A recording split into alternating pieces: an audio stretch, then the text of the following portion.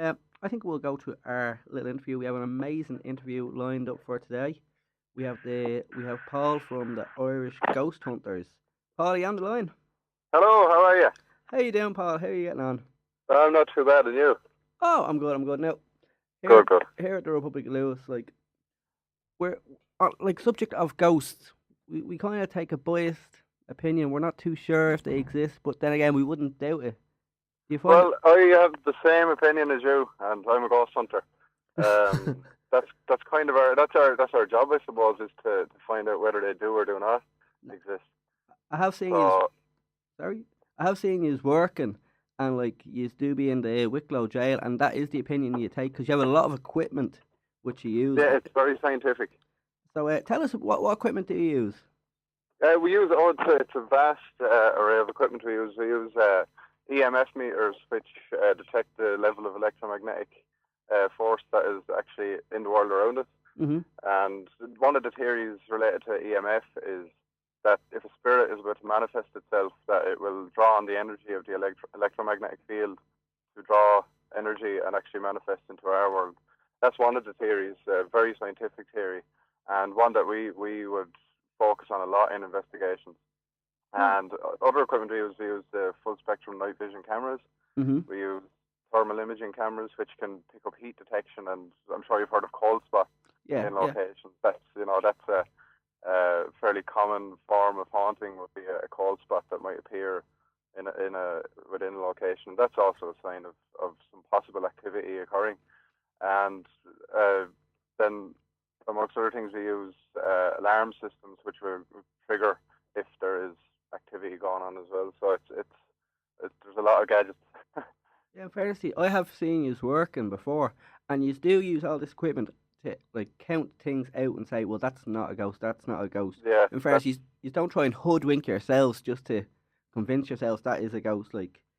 exactly. Yeah, no, you're absolutely right, because the thing about it is it's very easy if you go into a supposedly haunted location, like a castle or your typical haunted house. You're going to uh, things will play tricks on your mind, but it's very important to remember that if you want to see a ghost, you will. You'll create it in your own mind. Yeah.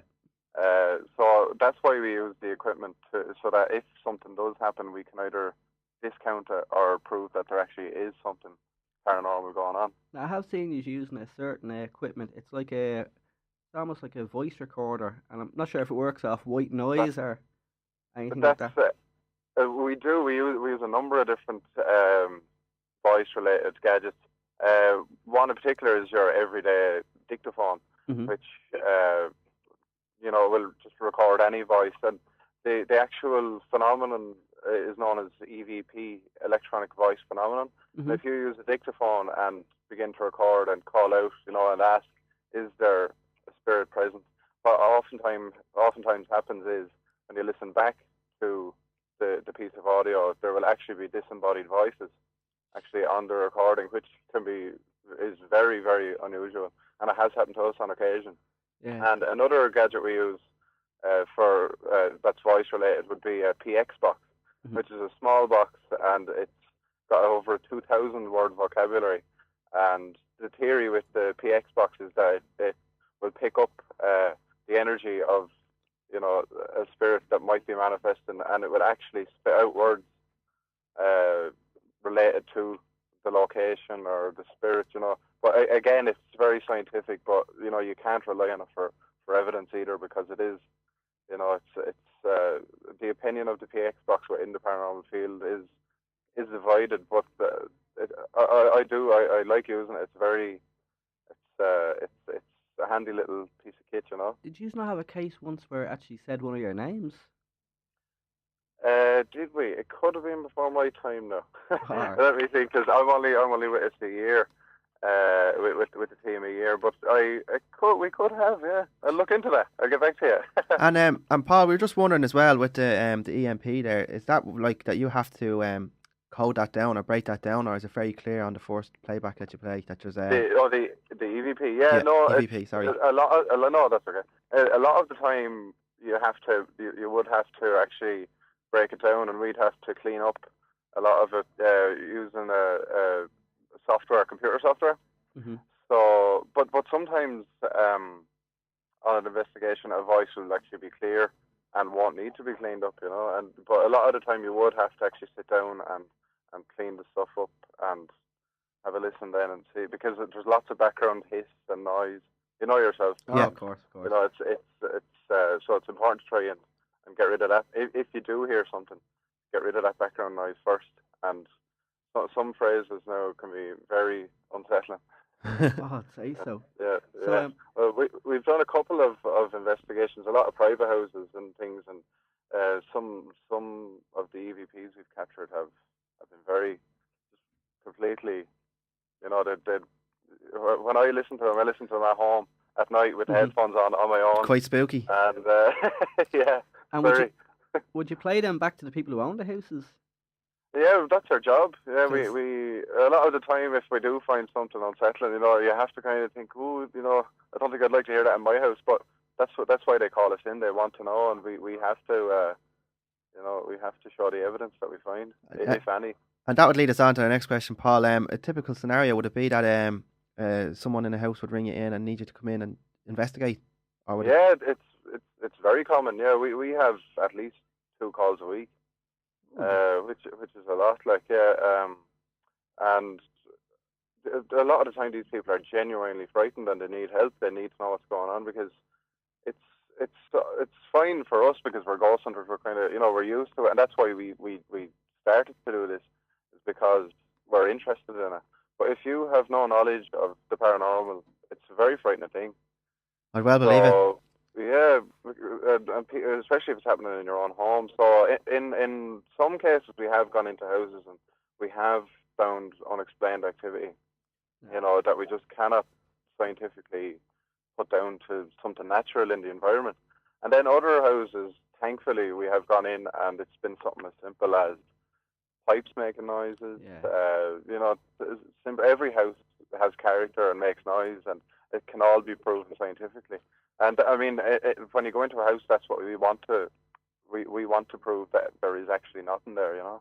But and then for the unfortunate people that have a supernatural entity in their house, I mean, you know, that can be unsettling. But we do our best to help them, you know, in any way we can. Now, I know I think it was over Halloween. You went to the Hellfire Club. Have you got? Yeah, What other? that was 2 years ago. Yeah, that was the group went up, and a couple of strange things happened up there. Now, that's a very unusual spot. Have you got any other investigations that you've done which people might have heard of? Yeah, we did.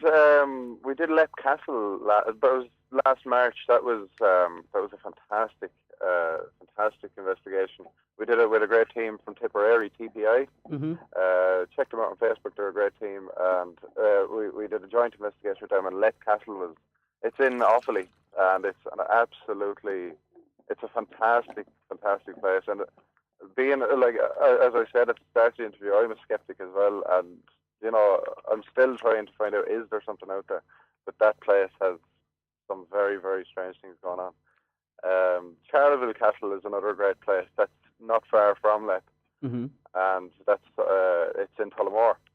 That's a fantastic place for an investigation as well. It's said to be haunted by numerous spirits, including a little girl. Oh God. And yeah, it's very, very disturbing location. Have you got many other investigations coming up? Yeah, we have this Tuesday coming. We have Killers Inn. It's a pub in Kilkenny. Mhm. We're there on Tuesday, the 21st, this Tuesday, and really looking forward to that. That should be a good one now. And then we have a couple of house calls coming up as well, and there's lots in the pipeline. And also, actually, we investigated Connolly Station in Dublin, Mhm. which was another fantastic night. We're definitely leaning towards the place being haunted now, because as I said, you know, we have to either discount it or prove that it is. And Connolly is definitely, it's up there as being most definitely haunted. That's definitely a place with a lot of history, isn't it? Yeah. Oh, so much. And you do the Wicklow Jail as well, don't you? Wicklow Jail, we do. Yeah, we do public investigations actually in Wicklow Jail, which the public can come along to, and If you go to our website, www.irishghosthunters.com, or go to the Wicklow Jail website, it'll give you details of the public investigations. And Wicklow Jail is, again, so historic, and it's a landmark in this country. One of the most haunted places in Ireland. Oh God! And Yeah. as I said, you have episodes. You do when you do recordings. Do you upload those episodes to your? Yeah, if you check out YouTube, we have a number of videos up, and we actually the Connolly Station episode is going up hopefully at the end of this week. So keep an eye out for that, and also the Facebook page. If you look at Irish Ghost Hunters, you'll find our videos there as well. So you'll be able to find you on Facebook, Irish Ghost Hunters, or go to the main page, which is irishghosthunters.com. That's it, yeah. And Twitter as well. We're on Twitter at iGhostHunters, and you can follow us there as well. Brilliant. And if anyone wants to get involved, go to the public events. They can contact you through that way. Excellent, exactly, yeah. Well, listen, thanks for taking the call. It's been an amazing interview. Much No, appreciated. thank you. Thanks very much. I appreciate it as well. Cheers, Thanks Paul. a million. Thank No. you. All the best. Okay, Take care. there you have it. You can make up your own mind. I will sit on the fence with this. I don't know. I know there is things which happen out there which I can't explain. Well, that's very interesting that Paul did say that he's there to prove that at most that nothing's happening. Mm-hmm. So it just goes to show there that a ghost hunter himself is going to say that he's trying to find nothing. That's the thing. They don't try and hoodwink you or themselves. Yeah. I think it is important because a lot of things on TV, you see like a window blows open. They go, oh, that's a spirit there, and you're kind of going, no, that's a gale. Like, that's just the wind. What do you mean? There's no phenomenon there. Yeah. But these guys do basically say, look, that chance there, that's a win. And it's only when they are with no doubt that they cannot find an explanation that they put it down. But I think we should go back to a little music. And what have we got next? I think, well, we've done the whole Northern Ireland thing, so let's stay on that topic because there's so many songs about it. We could play John Lennon's Give Ireland Back to the Irish. Oh no, sorry, he